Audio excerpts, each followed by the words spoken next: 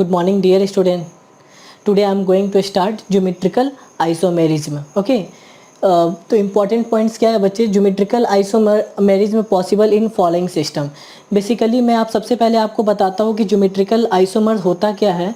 Okay जैसा कि हम लोग जानते हैं आइसोमेरिज्म के बारे में जानते हैं, compound having same molecular formula but different structural formula that is called structural isomers to each other. Okay, तो ये आप 11th क्लास में आप पढ़े होंगे।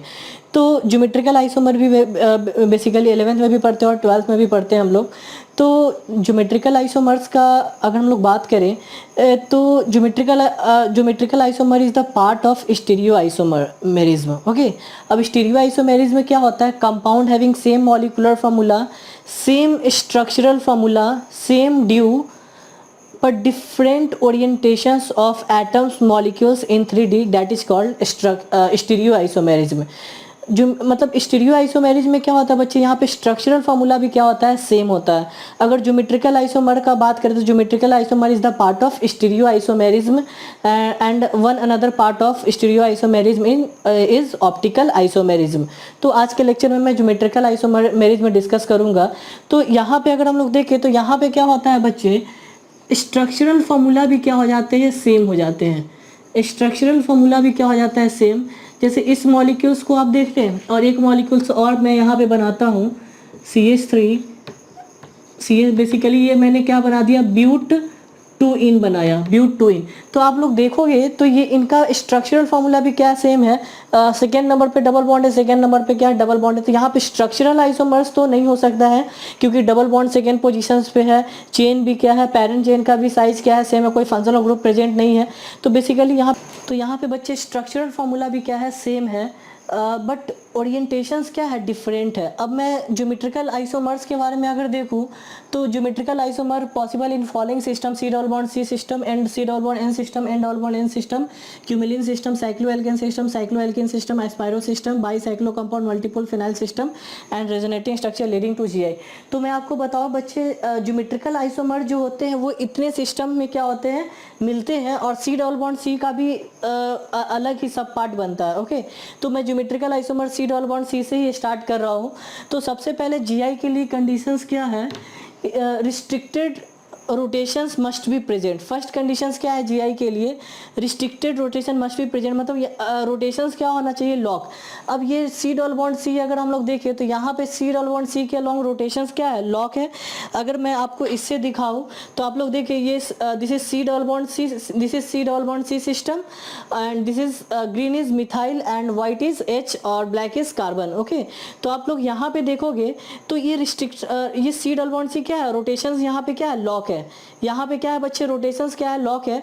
तो हमारे पास दो पॉसिबिलिटी बन रहा था कि ये दोनों मिथाइल सेम साइड में आ जाए या दोनों मिथाइल डिफरेंट साइड में चला जाए या फिर दोनों मिथाइल डिफरेंट साइड में चला जाए। ओके, तो यहाँ पे दो कंडीशंस बन रहा था कि दोनों मिथाइल सेम साइड में जाए या फिर दोनों मिथाइल डिफरेंट साइड में जाए। तो बेसिकली यहाँ पे मॉलिक्यूल्स का ओरिएंटेशंस क्या हो गया, डिफरेंट, दोनों मिथाइल सेम साइड और दोनों मिथाइल क्या हो गया, अपोजिट साइड। ओके, जिसके वजह से दो स्ट्रक्चर्स बना and this both structural are geometrical isomers to each other. और बेसिकली इसमें सिस ट्रांस आइसोमेरिज्म हो रहा है। तो वही चीज़ मैं आपको बता रहा हूँ। सबसे पहले मैं बता रहा हूँ C double bond C systems के बारे में कि GI कब कब होगा।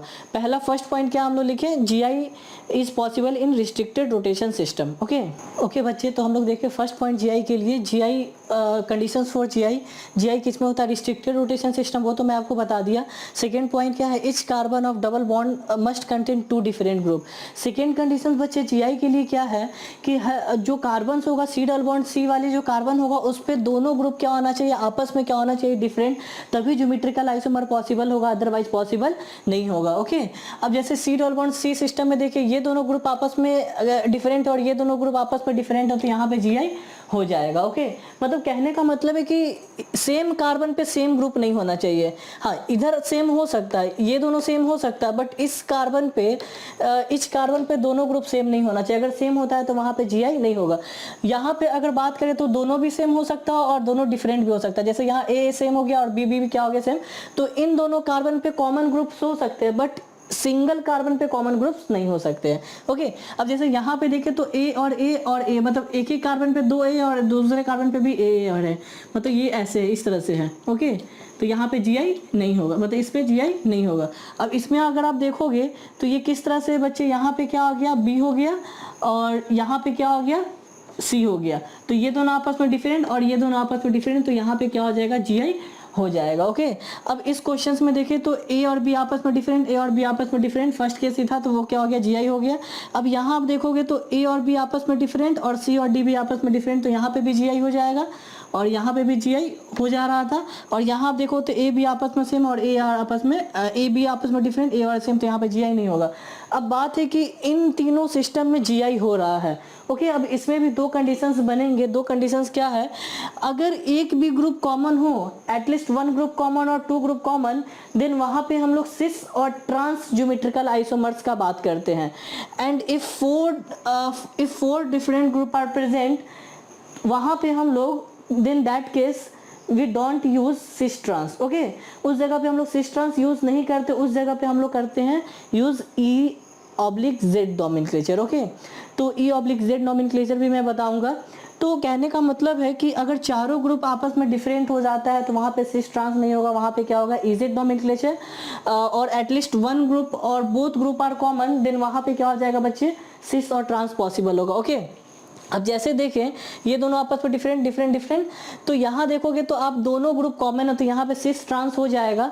अब सिस ट्रांस बोलने का मतलब ये दोनों ग्रुप सेम साइड में है तो इसको मैं क्या बोल दूंगा, सिस, और ये दोनों ग्रुप डिफरेंट साइड में है तो क्या उसको बोल दूंगा, ट्रांस। मतलब जीआई के लिए दो ग्रुप अगर सेम साइड में है तो सिस बोलेंगे और दो ग्रुप अगर डिफरेंट साइड में है तो ट्रांस बोलेंगे। बट जीआई के लिए बच्चे एक और कंडीशन है, वो कंडीशन क्या है, in a pair of GI the distance between similar group must changes। इसका मतलब क्या, ये बहुत ही अच्छे लेवल का इस पे क्वेश्चंस बन सकता है।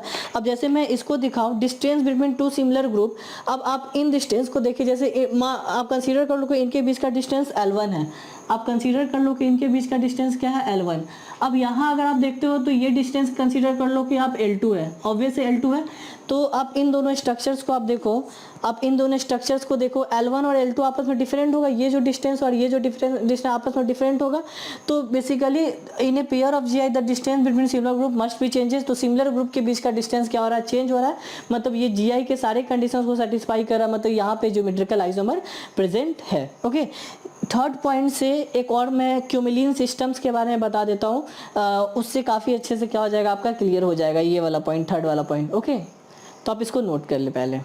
ओके बच्चे, in a pair of G I the distance between similar group changes. तो इस चीज़ को मैं क्यूमिलीन, इस पॉइंट को मैं क्यूमिलीन सिस्टम से मैं डिफाइन करता हूँ, जी आई इन क्यूमिलीन सिस्टम। क्यूमिलीन सिस्टम क्या है, the hydrocarbon having two or more adjacent pi bonds.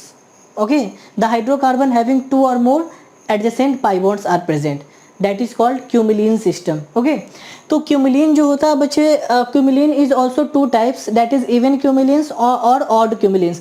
मतलब डबल बॉन्ड जो होंगे वो लगातार इवन में भी हो सकते हैं, इवन नंबर में भी हो सकते हैं, 2, 4, 6, 8, एंड ऑड नंबर में भी हो सकते हैं, ऑड नंबर में भी हो सकते हैं 1, 3, 1 तो मतलब यही है, तो उसको हम लोग क्यूमिलीन के लिए at least 2 pi bond must be present. Okay, तो 3 या फिर 5 ऑड नंबर में होने चाहिए क्यूमिलीन सिस्टम। ओके, तो मैं अभी बता रहा हूँ इवन क्यूमिलीन में ज्योमेट्रिकल आइसोमर नहीं होता है, whether different group are present, but in even cumulene GI is not possible. भले इसमें डिफरेंट ग्रुप हो बट इवन क्यूमिलीन में जीआई पॉसिबल नहीं होता है। वही चीज़ इस पॉइंट से ही वो क्या होगा, डिफाइन होगा। ओके, एंड ऑड क्यूमिलीन में जीआई पॉसिबल होता है, और तब होता है जब ये दोनों, जो मैं अभी बताया था C double bond C system में, कि ये दो this both group must be present different, and this both group must be present, must be different. Okay, तो ये दोनों आपस में ग्रुप क्या होना चाहिए, डिफरेंट होना चाहिए, तभी क्या होगा, जीआई होगा।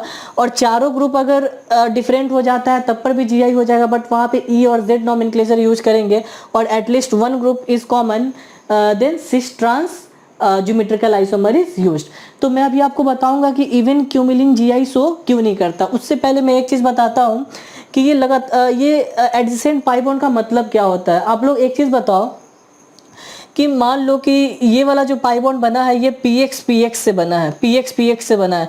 तो अब इस कार्बन का px यूज हो चुका है, px orbital, pure px orbital use हो चुका है इस पाई बॉन्ड को बनाने में। ओके, इसका हाइब्रिडेशन बात करोगे तो sp हाइब्रिडेशन हो जाएगा, तो 2 p ऑर्बिटल प्योर फॉर्म में है, तो ये पाई बॉन्ड px से बन गया ये पाई बॉन्ड। तो इसके पास जो अब ऑर्बिटल होगा वो कौन सा ऑर्बिटल खाली होगा, py वाला। तो ये वाला जो पाई बॉन्ड बन रहा होगा वो किससे बन रहा होगा, py से। मतलब कहने का मतलब है कि ये कार्बन इस पाई बॉन्ड को px से बना रहा है, तो इस पाई बॉन्ड को py से। अब एक ही हो सकता है कि px अगर इस तरह से, तो py क्या होगा, इस तरह से होगा। तो एक तरह से एक बात और हम लोगों को समझ में आया कि अगर लगातार पाई बॉन्ड होता है तो वो पाई बॉन्ड एक दूसरे के परपेंडिकुलर प्लेन में होता है। जैसे अगर ये अगर ये वाले प्लेन में है तो ये वाला पाई बॉन्ड ये वाले प्लेन में होगा, ठीक है ना। फिर वापस ये वाला पाई बॉन्ड क्या होगा, इस प्लेन में होगा। जैसे अब मैं इसको इससे समझाऊं तो आप लोग देखें, जैसे ये मान लीजिए कि ये pi bond, first pi bond क्या है, वाई एक्सिस में है, तो सेकेंड पाई बॉन्ड क्या हो गया, ये वाले प्लेन में हो गया। एक वर्टिकल प्लेन में हो गया तो एक हॉरिजॉन्टल प्लेन में। ओके, तो ये पाई बॉन्ड एक दूसरे के क्या होता है, परपेंडिकुलर होता है। पहला बात ये। अब ये चीज़ मैं बताने जा रहा हूँ कि इवन क्यूमिलिन में जीआई क्यों नहीं होता है, क्योंकि देखिए जीआई के लिए कंडीशंस रिस्ट्रिक्टेड रोटेशन होना चाहिए, रिस्ट्रिक्टेड रोटेशन है। Etch carbon of double bond must contain two different group present है, तो जीआई तो होना चाहिए। बट थर्ड कंडीशन क्या बोले, in a pair of GI the distance between similar group must be changes. अब यहाँ देखेंगे सिमिलर ग्रुप के बीच का डिस्टेंस चेंज होना चाहिए। अब यहाँ आप देखोगे तो ये डिस्टेंस इधर से भी क्या है, सेम है, और ये डिस्टेंस इधर से भी देखोगे तो क्या हो जाएगा, सेम। आप ऐसे करके देखें, आप ऐसे करके देखिए, इस मिथाइल से अगर इस मिथाइल को आप देखें तो आप जैसे भी देखें इनके बीच का ग्रुप, इनके बीच का डिस्टेंस और इनके बीच का डिस्टेंस क्या हो जाएगा बच्चे, सेम हो जाएगा। क्या हो जाएगा, सेम हो जाएगा। इसीलिए ये थर्ड कंडीशन को सेटिस्फाई नहीं कर पाता, इसलिए इवन क्यूमिलिन में जीआई नहीं हो पाता। ओके, अब जैसे देखिए इससे देखिए यहाँ से जो डिस्टेंस है और यहाँ से जो डिफरेंट, दोनों डिस्टेंस क्या हो गया, सेम हो गया।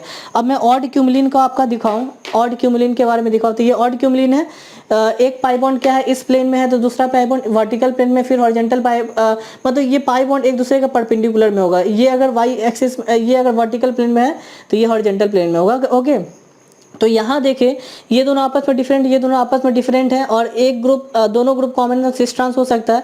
अब यहाँ पे देखिए ये डिस्टेंस अगर L1 है तो इसको अगर मैं एक्सचेंज कर देता हूँ, इसको मैं एक्सचेंज करके बना दूँ यहाँ पे।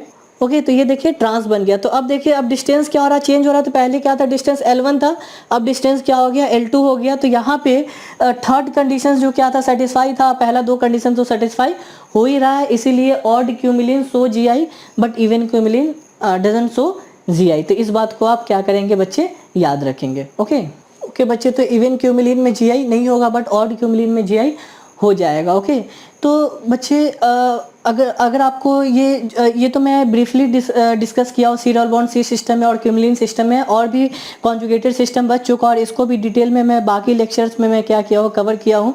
तो अगर ये लेक्चर आपको अच्छा लगा हो तो आप बाकी लेक्चर ज़रूर फॉलो करें। ओके, ताकि आपको ज्योमेट्रिकल आइसोमर में और भी नए चीज़ सीखने का आपको क्या मिले, मौका मिले। ओके, तो इस पार्ट में आप कहीं पे आपको डाउट रह जाता है तो आप नीचे कमेंट करके ज़रूर बताओ, या फिर किसी भी टाइप का आपको डाउट रहता है तो आप नीचे कमेंट करके ज़रूर बताएं।